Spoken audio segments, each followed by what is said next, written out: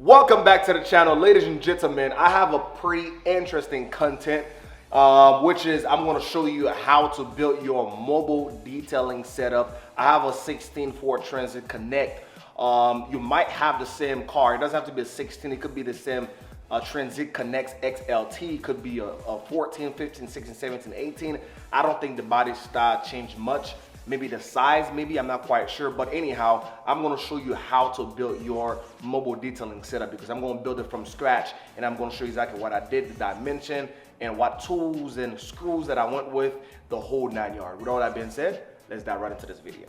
All right, don't judge me, I'm in my working clothes, so because we're about to get dirty. But by the way, you guys, a little quick update on the house. As you guys can see, I don't know if you remember, the way the house used to be. Now the floor is getting done. I'm getting the floor done little by little. A little quick update. Let me show you. Right here, that room is done. This is done. The other room is done. Living room is pretty much done. And my master bedroom, which is getting done. As you guys can see, this project is coming along just fine. And I've been busy, you guys. If you see, I haven't been posting as often, as much as I wanted to, is because I have a lot of stuff going on, which I'm just tackling a bunch of projects all together. So it's not so good to spread yourself so thin, but I'm just trying to get everything done in a timely manner. As you guys remember, I always come up with a name for my cars, and I couldn't really come with a name. The only thing I could think about is Polar Bear. Polar Bear. All right, so it is my Polar Bear.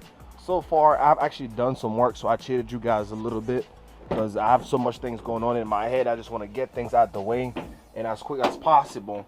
And I had already stopped building the formation. So what I'm going to do is I'm going to give you guys details of everything I already did and every piece that I have installed. As you guys can see so far, what I did was a quick resume is I secure the frame by putting the bolt down all the way to the frame. So I got two back here, two on the side, and two on the top, which I'm going to show you guys real quick here. And remove the water tank real quick. As you guys can see, I have a bolt right here, and there's another one over there. So which I have two bolts to actually secure the frame down, so that way it's not bouncing left and right. So pretty much, as you guys can see on the side, I had cut everything flush to the frame or to the side of the car.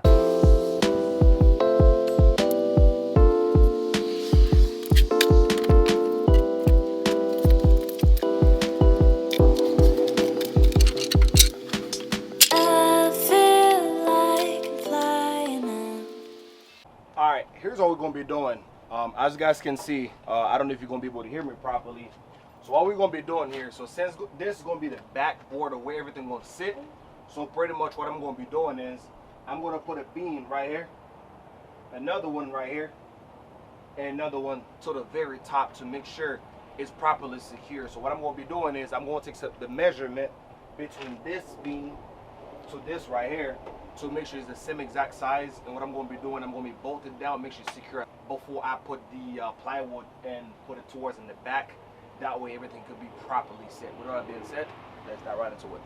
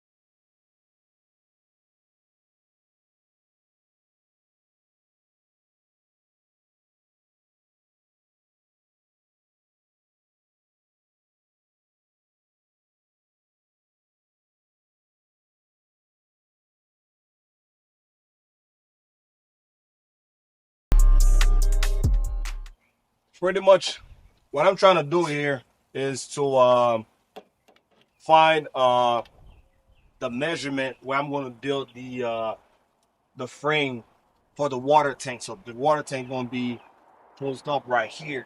So pretty much there's going to be another 2x3 that's going to go right on the floor, and it's going to go up there across, attached with the main frame, which is towards the back, to hold everything in place. And I'm also going to have the strap to strap down the water tank to make sure it's secure, because mind you, safety is the very first thing we are seeking for, because we cannot make money if we say we cannot make money if we get hurt. So pretty much we want to make sure that everything is safe and built properly. I'd rather spend more money with building this thing properly instead of going the cheap way and down the line something happen and it might involve my health and everything. So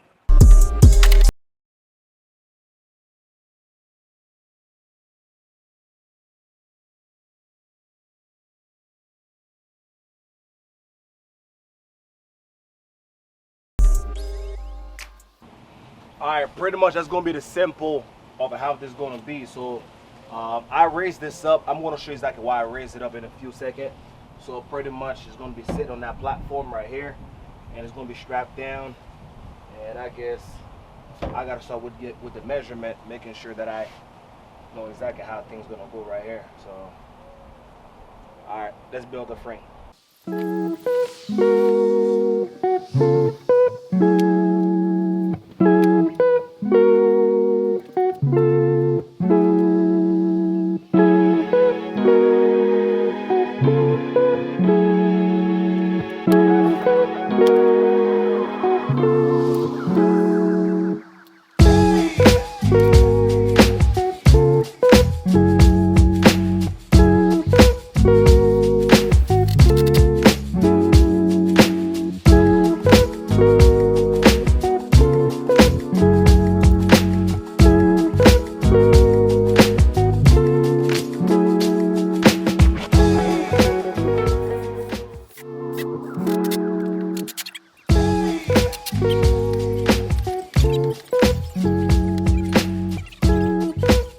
Alright guys, this is day 2 with me building my van. So pretty much what I did was a quick recap. Let me pull these back a little bit. So pretty much what I did, again, I put a beam, which is a 2x3 on the ground, anchored to the frame, and I actually put some joint. I forgot the name of it, but I'm going to put the link in the description. That way you can exactly find it.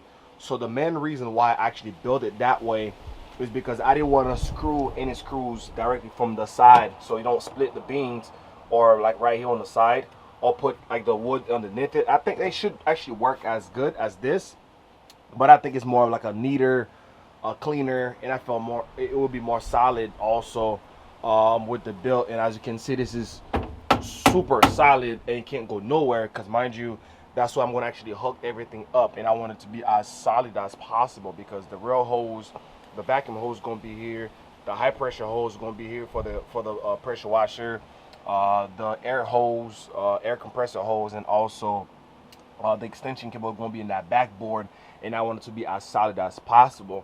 And as you can see, the wood that I actually picked, it's a pretty solid, very expensive wood, which is pretty good actually. I like that. And it's going to go back here. Let me show you right here. And the front again, I have the tank strapped down. I'm gonna have it strapped down real soon, because I'm gonna put the strap down real quick. But I actually build the frame where I'm gonna have a little bit of storage on the top, so I can store some stuff. And back here, that's where I'm gonna put the vacuum, the compressor, and then some other stuff here. I'm not quite sure exactly what I'm gonna put here yet. And this is where I can refill my water, so I didn't actually get it too low. I keep some space, so that way I have access to unhook it and put the hose in here to fill it up. And yeah, that's pretty much about it so far. I'm gonna continue on, because I gotta set these down for the strap. So pretty much it actually can hold about 600 pounds. I think with this thing fill all the way up at 100 gallons, it's probably weighted about 800 pounds, if I'm not mistaken. So pretty much 600 shouldn't be too bad, because I'm gonna have 4 of them. which is one on each side, and then strap it down. So hopefully that can do the trick. So I'm gonna put that down and catch you guys back in a little bit. A quick tip for those of you probably gonna have the same exact setup, something to be aware of.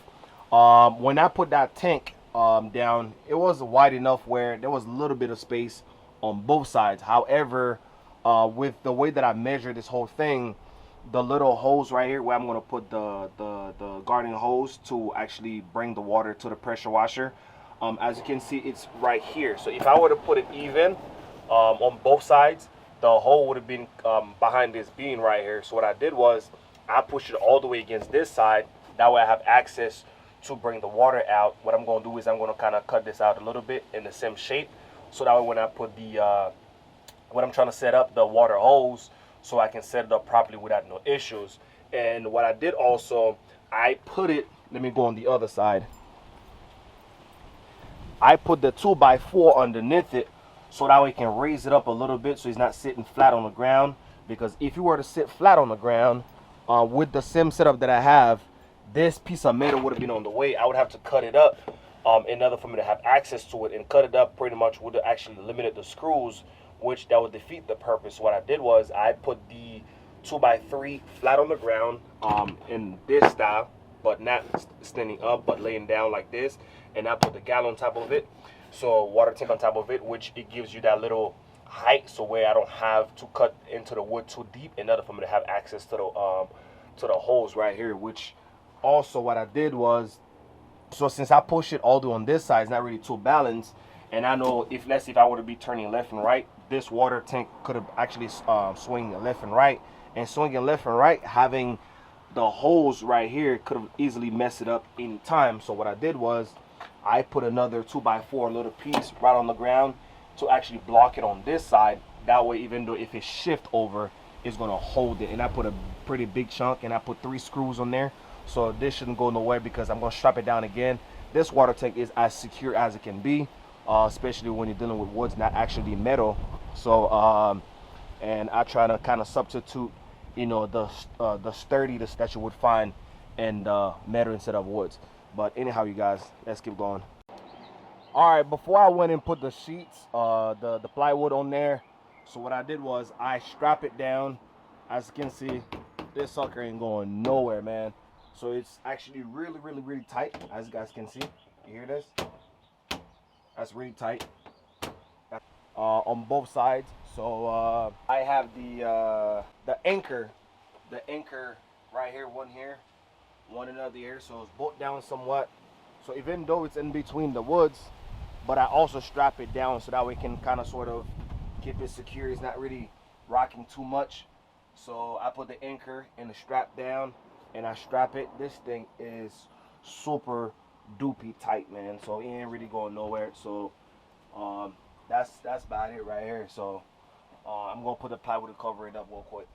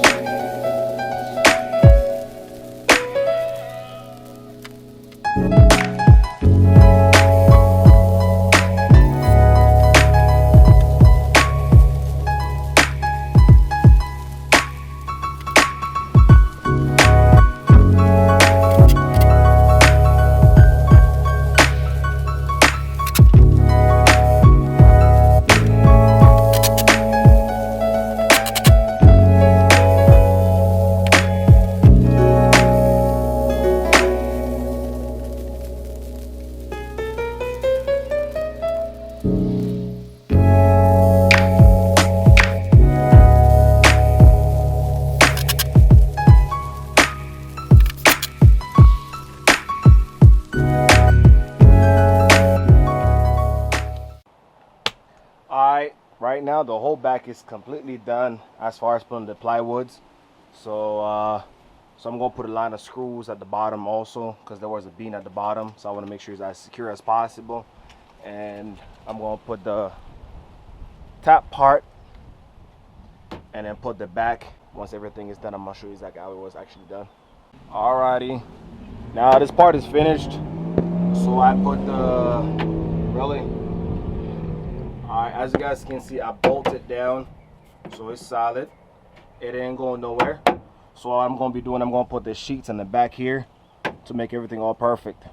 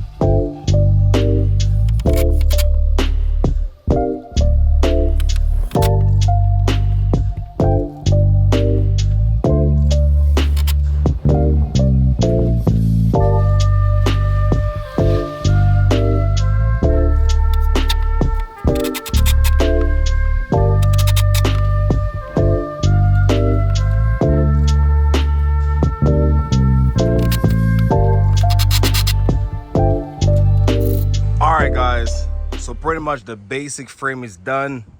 I'm showing you the other side.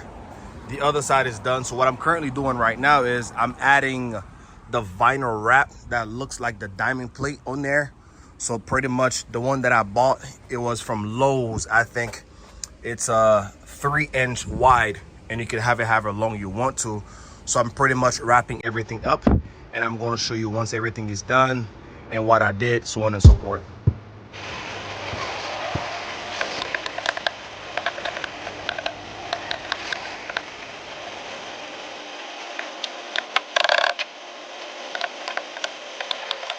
Alright, as you guys can see, the first part is done because be mindful that the length of this bed is 4 foot wide, so pretty much on the width.